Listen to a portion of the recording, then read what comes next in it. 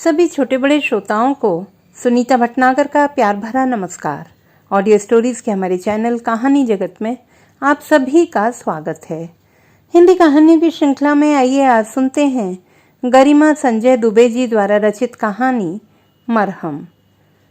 पुरातत्व विभाग में हड़कंप मचा हुआ था। कोई ऐसा कार्य कैसे कर सकता है? ऐसी हिमाकत हुई भी कैसे? कोई मूर्तियां चुराता कहीं बेच देता तो बात समझ में आती, पर अजीब मूर्खता की बात कर रहा है राम सिंह। यह तो सरासर आपराधिक प्रकरण है, सांस्कृतिक धरोहर के साथ खिलवाड़ है।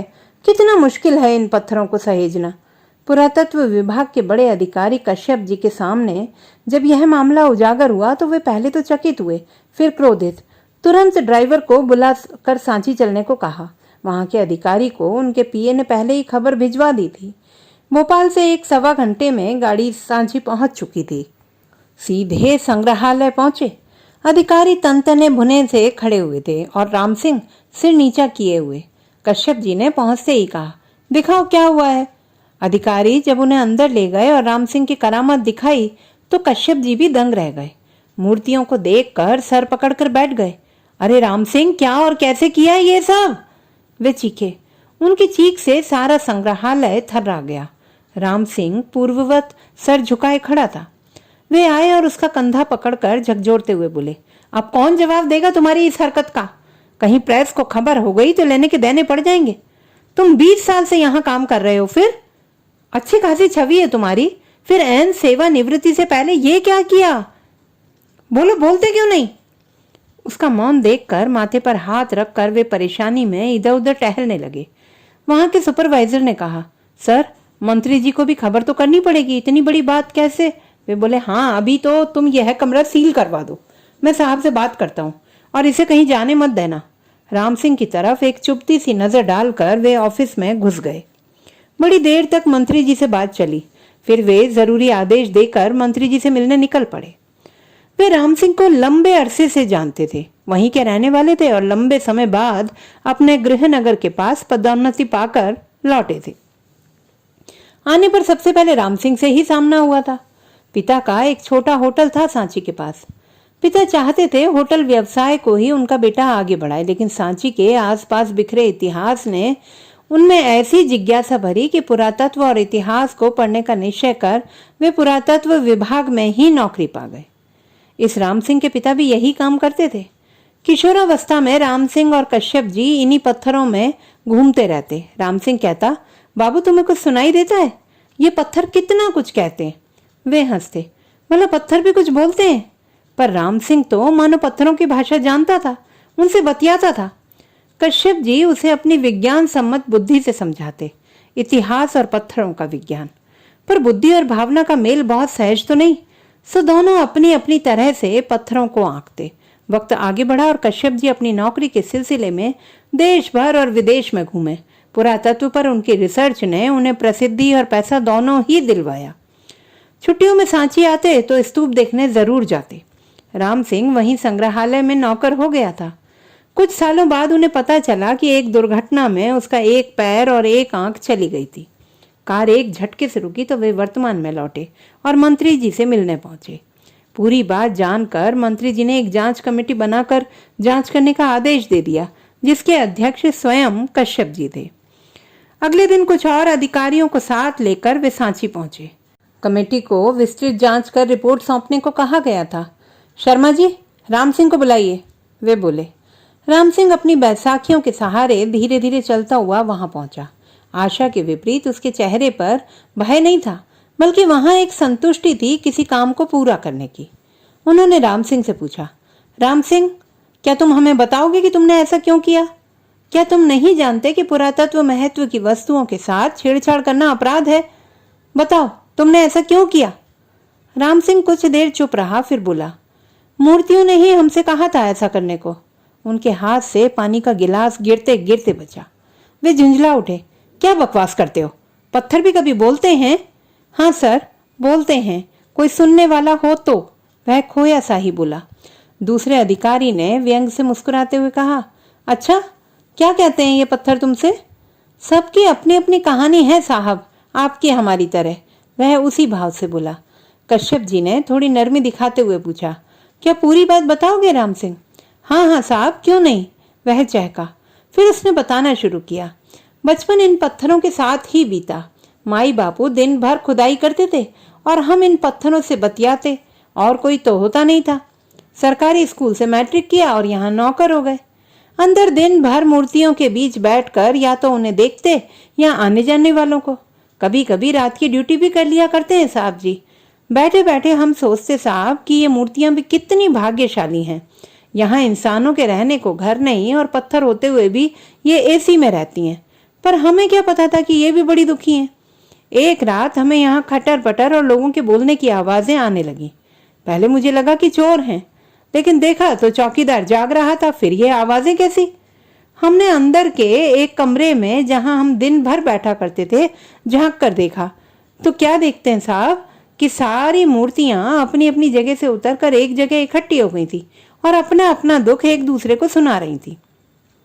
किसी का पैर नहीं था, किसी का हाथ नहीं था, किसी की नाक, किसी का कान, किसी की आंख और किसी का पूरा चेहरा ही बिगाड़ दिया गया था। जिन मूर्तियों के सिर नहीं थे, उनके धड़ अपने सिर लगाकर खुश होना चाह रही थी, लेकिन उनका दर्द था कि कम होने का नाम ही नहीं ले रहा था।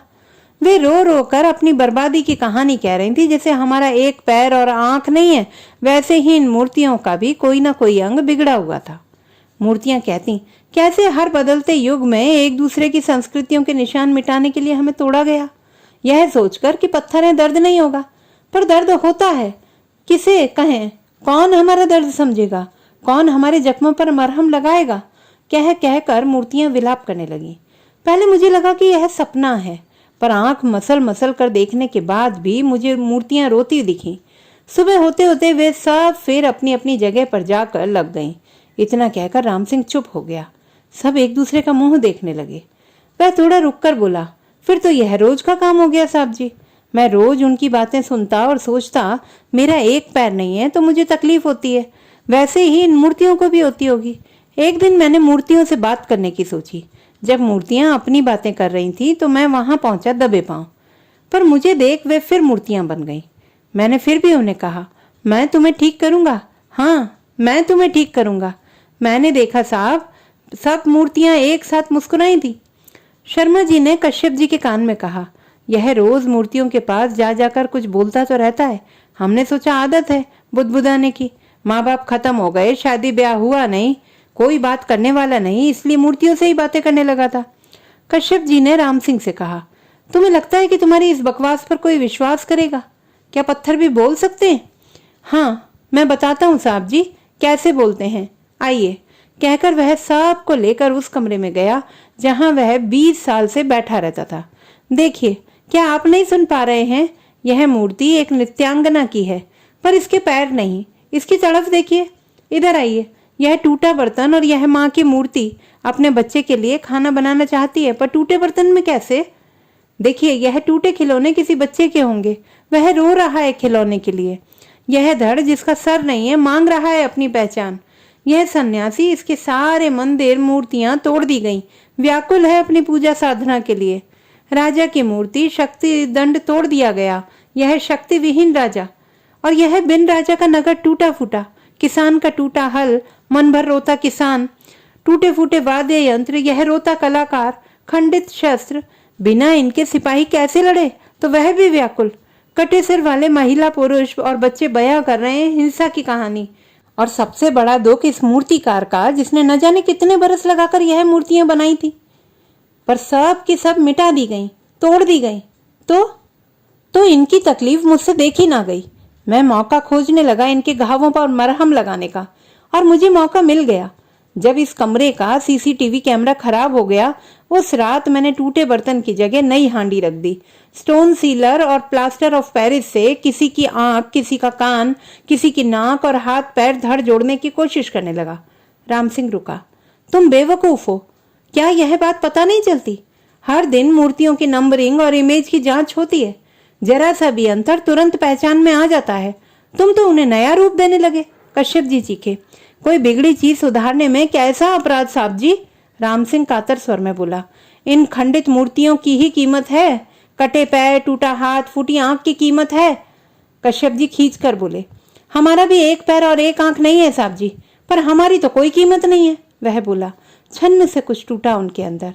तुम क्या मूर्ति हो? इस बार उनका स्वर कुछ धीमा था। नहीं, इंसान है, पर टूटी मूर्ति टूटे इंसान से ज्यादा कीमती। वह हंसा। जाने कैसी हंसी थी, पर कश्यप जी कुछ कह नहीं पाए। मन अजीब सा हो गया। कश्यप जी ने उसे जाने का कहकर अपने साथ आई विशेषज्ञों की टीम से मूर्तियों का परीक्षण करवाया। अधिक कुछ बिगड़ा नहीं था। जो कुछ था वह कुछ रसायनों की मदद से ठीक हो सकता था। कश्यप जी बड़े प्रभावशाली अधिकारी थे, इसलिए अपने प्रभाव का इस्तेमाल कर किसी बड़ी सजा से उन्होंने राम सिंह को बचा लिया। मानसिक हालत ठीक न होने का कारण लिखकर राम सिंह को 2 महीने पहले ही सेवानिवृत्त करने का निर्णय लिया गया और दंड स्वरूप इन 2 माह की तनख्वाह काटने का आदेश दिया गया। बाकी लोगों को रवाना कर वे ऑफिस में बैठकर सोचने लगे, कितना अंतर है उनमें और राम सिंह में। वे जीवन भर मूर्तियों पर रिसर्च करते रहे।